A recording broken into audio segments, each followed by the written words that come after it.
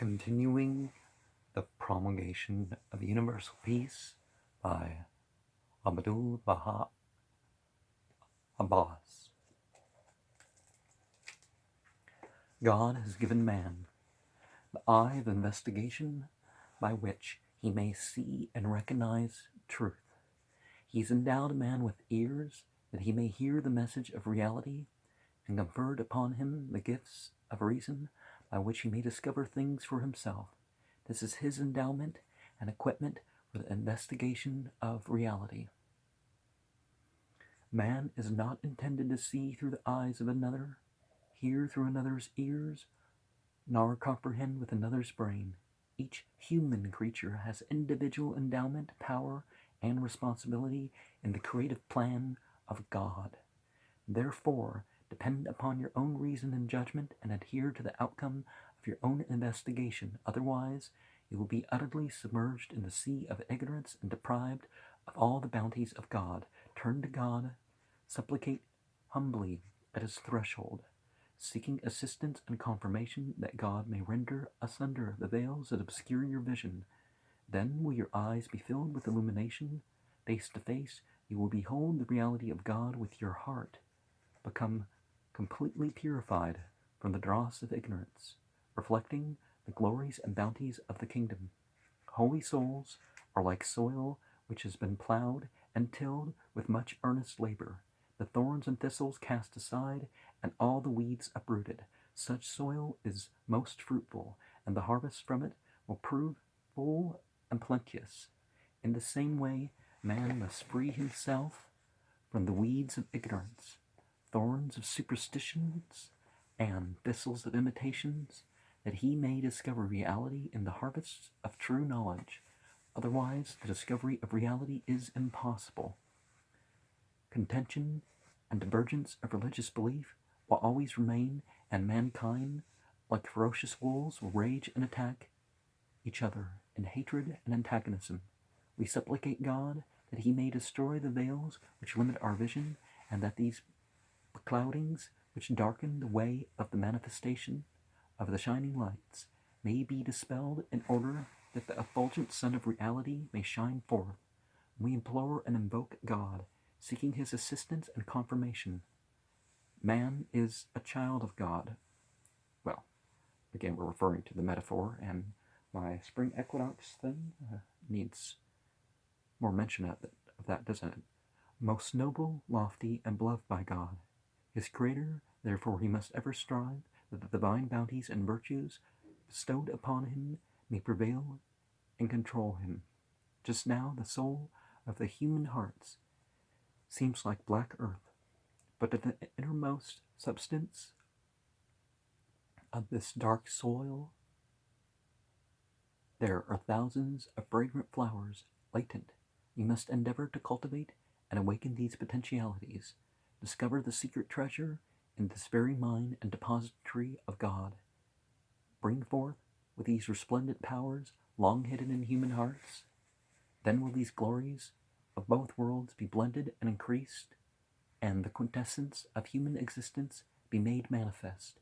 We must not be content with simply following a certain course, because we found our fathers persuaded that course. It is the duty of everyone to investigate reality. An investigation of reality by another will not do for us. If all in the world were rich and one man poor, of what use are these riches to that man? If all the world be virtuous and a man be steeped in vice, what good results are forthcoming from him? If all the world be resplendent and a man be blind, where are his benefits? If all the world be in plenty and a man hungry, what sustenance does he derive? Therefore every man must be an investigator for himself. Ideas and beliefs left by his fathers and ancestors as a heritage will not suffice, for adherence to these are but imitations, and imitations have ever been a cause of disappointment and misguidance. Be investigators of reality, that you may attain the verity of truth and life. You have asked why it is necessary for the souls that were from God to make this journey back to God. Why Would you like to understand the reality of the question just as I teach it, or do you wish to hear it as the world teaches it? For if I should answer you according to the latter way, this would be but imitation and would not make the subject clear. The reality underlying this question is that the evil spirit, Satan, or whatever is interpreted as evil, refers to the lower nature in man. This baser nature is symbolized in various ways. In man, there are two expressions. One is the expression of nature, the other the expression of the spiritual realm. The world of nature is defective. Look at it clearly, casting aside all superstition and imagination. If you should leave a man uneducated and barbarous in the wilds of Africa, would there be any doubt about his remaining ignorant? God has never created an evil spirit.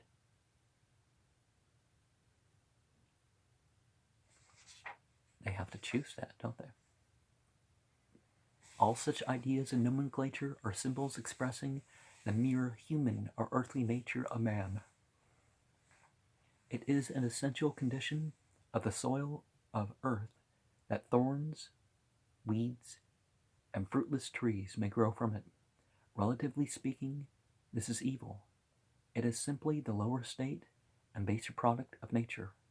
It is evident, therefore, that man is in need of divine education and inspiration, that the Spirit and bounties of God are essential to his development. That is to say, the teachings of Christ and the prophets are necessary for his education and guidance. Why? Because they are the divine gardeners who till the earth of human hearts and minds. They educate man, uproot the weeds, burn the thorns, and remodel the waste places into gardens and orchards where fruitful trees grow.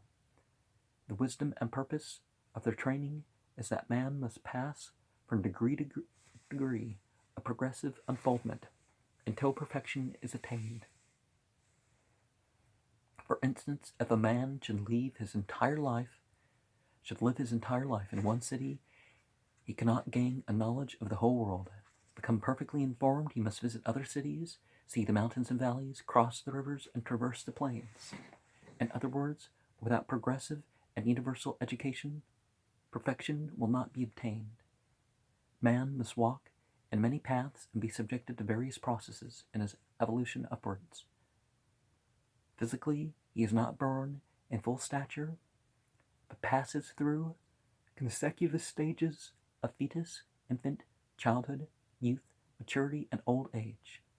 Suppose he had the power to remain young throughout his life. He then would not understand the meaning of old age and could not believe it existed. If he could not realize the condition of old age, he would not know that he was young. He would not know the difference between the young and the old without experiencing the old. Unless you have passed through the state of infancy, how would you know this was an infant beside you? If there was no wrong, how would you recognize the right? If it were not for sin, how would you appreciate virtue? If evil deeds were unknown, how could you commend good actions? If sickness did not exist, how would you understand health? Evil is non-existent. It is the absence of good. Well, the idea of a twist approaching what would be good and true in other context from another angle would make more sense. But sickness is the loss of health, poverty, the lack of riches. When wealth disappears, you are poor. You look within the treasure box, but find nothing there. Without knowledge there is ignorance. Therefore ignorance is simply the lack of knowledge. Death is absence of life. Therefore, on the one hand, we have existence, on the other, non-existence, negation or absence of existence. Briefly, the journey of the soul is necessary. The pathway of life is the road which leads to divine knowledge and attainment. Without training and guidance, the soul could never progress beyond the conditions of its lower nature, which are ignorant and defective. Well, could be made ignorant and evil. It's not that God creates. That's the difference between in the Baha faith and revealed religion, as you could say, is the idea that nature is perfect. It's the human beings that misuse it, and the jinn too.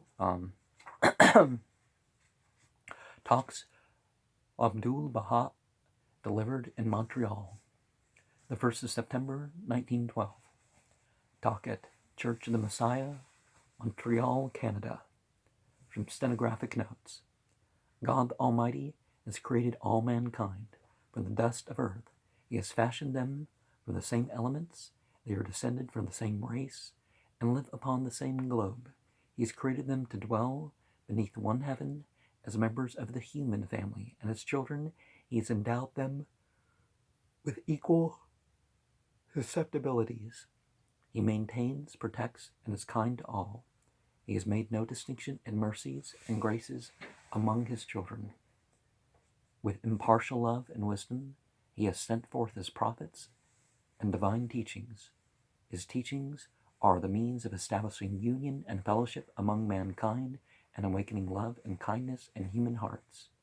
He proclaims the oneness of the kingdom of humanity. He rebukes those things which create differences and destroy harmony. He commends and praises every means that will conduce to the solidarity of the human race. He encourages man in every step of advancement which leads to ultimate union. The prophets of God have been inspired with a message of love and unity. The books of God have been revealed for the upbuilding of fellowship and union. The prophets of God have been the servants of reality. Their teachings constitute the science of reality. Reality is one if it does not admit plurality. We conclude, therefore, that the foundation of the religions of God is one foundation. It's the priests and the people that have turned them into different religions. Notwithstanding this, certain forms and imitations have been persistently adhered to, which have nothing to do with the foundations of the teachings of the prophets of God. As these imitations are various and different, contention and strife prevail among the people of religious beliefs, and the foundation of the religion of God has become obscured. Like beasts of prey, men are warring and killing each other, destroying cities and homes, devastating countries and kingdoms. God has created his servants in order that they may love and associate with each other. He has revealed the glorious splendor of his Son of Love in the world of humanity. The cause of the creation of the phenomenal world is love. All the prophets have promulgated the law of love. Man has opposed the will of God and acted in opposition to the plan of God. Therefore, from the beginning of history to the present time, the world of humanity has had no lasting rest. Warfare and strife have continuously prevailed, and hearts have manifested hatred toward each other. The cause of bloodshed and battle, strife, and hatred throughout the past has either been religious, racial, patriotic, or political prejudice. And religious is actually the least common among that. Therefore, the world of humanity has ever been in torment. These prejudices are more pronounced in the Orient, where freedom is restricted. In the 19th century, the nations of the East were restless and in a state of inner commotion. Well, actually, a lot of the African and Asian restrictions on freedom were a result of the Europeans, and some of the European stuff they let go over time, but it's, of course, the responsibility of those in charge to bring sort of a fix to some of these things. In the 19th century, The nations of the East were restless and in a state of inner commotion. The darkness of imitations and forms had enveloped religious belief. The people of religions were in constant warfare, filled with enmity, hatred, and bitterness. In the midst of these conditions, Baha'u'llah appeared. He proclaimed the oneness of the world of humanity and announced that all are the servants of God. He taught that all the religions are beneath the shadow and protection of the Almighty, that God is compassionate and loving to all, that the revelations of all the prophets of the past have been in perfect unity and agreement, that the heavenly books have confirmed each other. Therefore, why should contention and strife exist among the people? I've been reading recently how certain people, because of their Muslim belief, help bring peace between the Baha'is and others, helped stop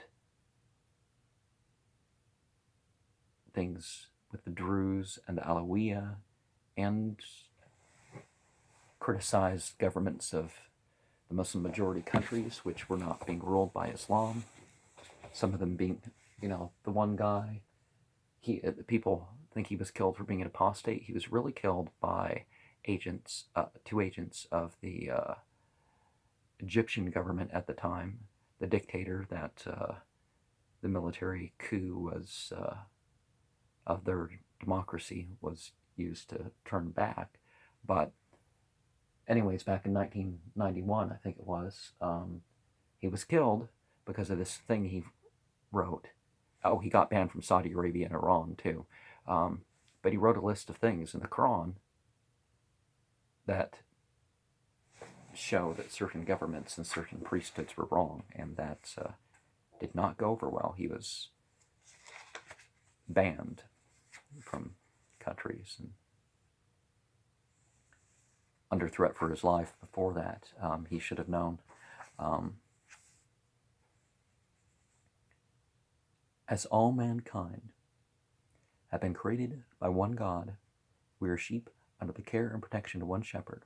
So see, people say, oh, it's religion. It's like every single one of these people, oh, they're trying to bring back, well, not every single one of them, but very often they're trying to bring back some of religion, and they're killed by the secularists that, are people that want to uphold some certain secular values.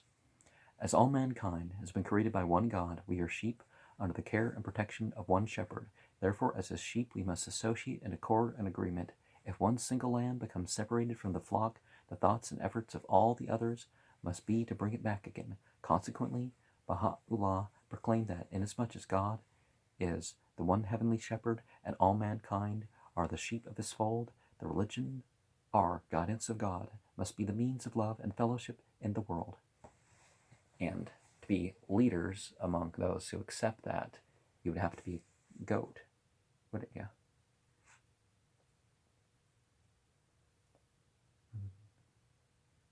If religion proves to be the source of hatred, enmity, and contention, if it becomes the cause of warfare and strife, and influences men to kill each other, its absence is preferable. For that which is productive of hatred amongst the people is rejected by God. Hate the evil, hate the ignorance, but not the mean. And that which establishes fellowship is beloved and sanctioned by him. Religion and divine teachings are like unto a remedy. A remedy must produce the conditions of health. If it occasions sickness, it is wiser and better to have no remedy whatever. This is the significance of the statement that if religion becomes the cause of warfare and bloodshed, irreligion and the absence of religion are preferable among mankind. Baha'u'llah has declared that religion must be in accord with science and reason. If it does not correspond with scientific principles and the processes of reason, it is superstition, for God has endowed us with faculties by which we may comprehend the realities of things, contemplate reality itself. If religion is opposed to reason and science, faith is impossible, and when faith and confidence in the divine religion are not manifest in the heart, there can be no spiritual attainment. According to the teachings of Baha'u'llah, all religions, racial, patriotic, and political prejudice must be abandoned, for these are the destroyers of the real foundation of humanity. He has announced that the religion of God is one, for all revelations of it are based upon reality. Abraham summoned the people to reality. Moses proclaimed reality. Christ founded reality. Likewise, all the prophets were the servants and promulgators of reality. Reality is one and indivisible. Therefore, prejudices and bigotries which exist today among the religions are not justifiable, inasmuch as they are opposed to reality. All prejudices are against the will and plan of God. Consider, for instance, racial distinction and enmity. All humanity are the children of God. They belong to the same family, to the same original race. There can be no multiplicity of races, since all are the descendants of Adam. This signifies that racial assumption and distinction are nothing but superstition. In the estimate of God, there are no English, French, Germans, Turkish, or Persians. All these in the presence of God are equal. They are one race and creation. God did not make these divisions. These distinctions have had their origin in man himself. Therefore, as they are against the plan and purpose of reality, they are false and imaginary. We are of one physical race, even as we are of one physical plan, a material body, each endowed with 2 eyes, 2 ears, 1 head, 2 feet. Among the animals, racial prejudice does not exist. Consider the doves. There is no distinction as to whether it is an oriental or an occidental dove. The sheep are all of one race. Well, I think we find more genetic distinction, but different races can breed. That's one of the more important things.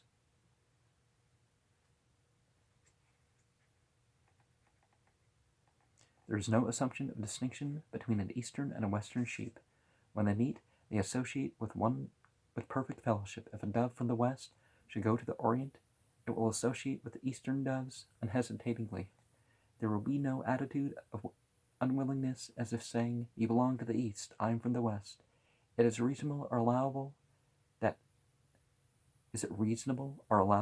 a racial prejudice, which is not observed by the animal kingdom, should be entertained by man? Consider the prejudice of patriotism. This is one globe, one land, one country. God did not divide it into national boundaries. He created all the continents without national divisions. Why should we make such division ourselves? Well, even with that division, we don't have to usurp the rights of the other countries for ourselves. My stomach is rumbling at the division. Why should we make such a division ourselves? These are but imaginary lines and boundaries. Europe is a continent. It is not naturally divided. Man has drawn the lines and established the limits of kingdoms and empires. Man declares a river to be a boundary line between 2 countries, calling this side French and the other side German, whereas the river was created for both and is a natural artery for all. It is not imagination and ignorance which impels man to violate the divine intention and make the very bounties of God the cause of war, bloodshed, and destruction. Therefore, all prejudices between man and man are falsehoods and violations of the will of God. God desires unity and love. He commands harmony and fellowship. Enmity is human disobedience. God himself is love. Oh, God is loving. Because, just reason it out. Love of evil and ignorance must just be God. It's not even people's decision. That's God. If you're going to say God is love, God is loving is what most of the scriptures actually say. Well, the Bibles changed it into God is love, but the earlier Bibles, the ones before English and such, Baha'u'llah has announced that inasmuch as ignorance and lack of education are barriers of separation among mankind, all must receive training and instruction. Through this provision, the lack of mutual understanding will be remedied and the unity of mankind furthered and advanced. Universal education is a universal law. It is, therefore, incumbent upon every father to teach and instruct his children according to his possibilities. If he is unable to educate them, the body politic, the representative of the people, must provide the means for their education. In the Orient, women were degraded and considered subordinate to man. Baha'u'llah proclaimed equality of the sexes, that both man and woman are servants of God before whom there is no distinction. Whoever has a pure heart and renders good deeds is nearer to God and the object of his favor. Whether man or woman, the sex distinction which exists in the human world is due to the lack of education for women. Well, there are physical and psychiatric differences, but one male shouldn't degrade a woman because of it. Neither should a woman degrade a man. And there shouldn't be a war of the sexes.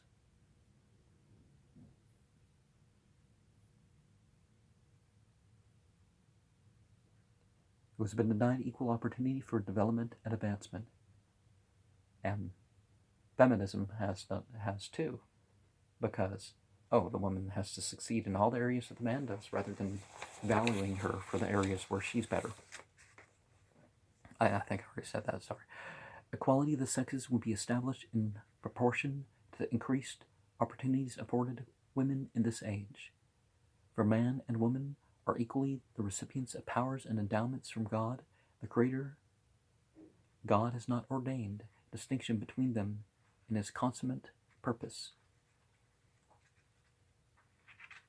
Baha'u'llah has proclaimed the adoption of a universal language, a language shall be agreed upon, by which unity will be established in the world. That was one of the things also that the Georgia Guidestones talks about.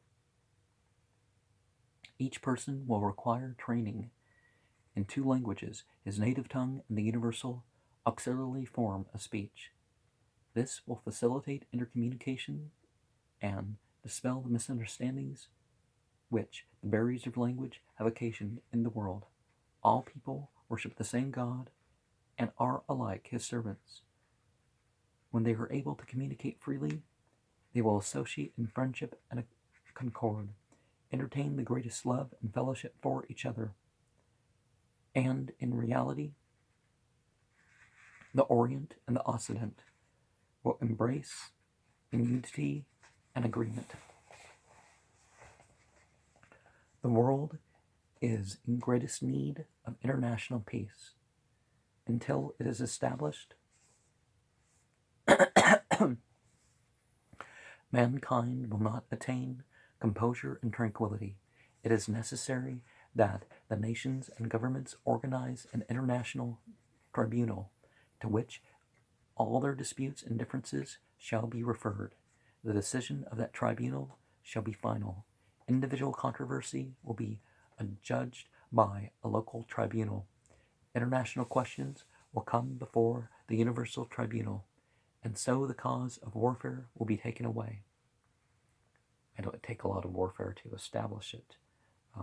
50 years ago, Baha'u'llah wrote epistles to the kings and rulers of the world, in which the teachings and principles revealed by him were embodied and set forth.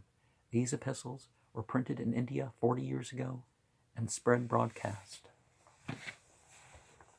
Briefly, by the promulgation of these principles, Baha'u'llah has caused the prejudices which afflicted the people of the Orient to disappear.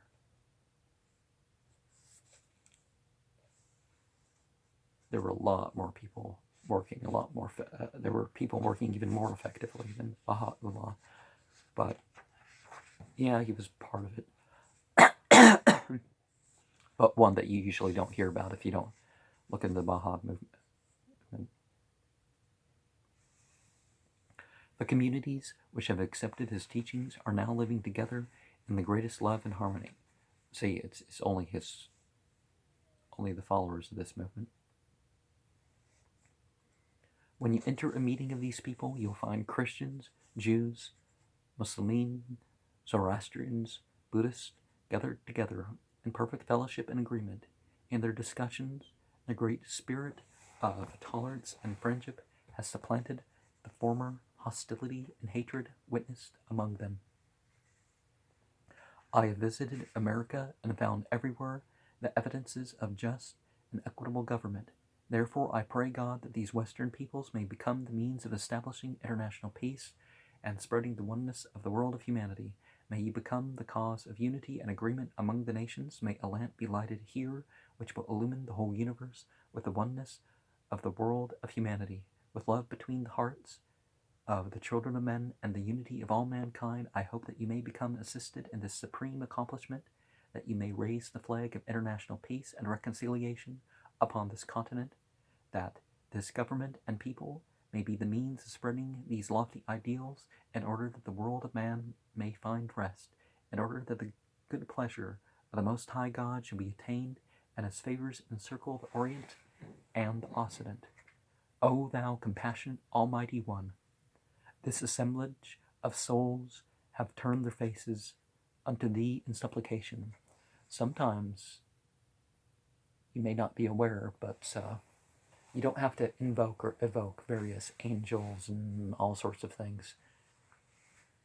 There are things that witness and become attracted.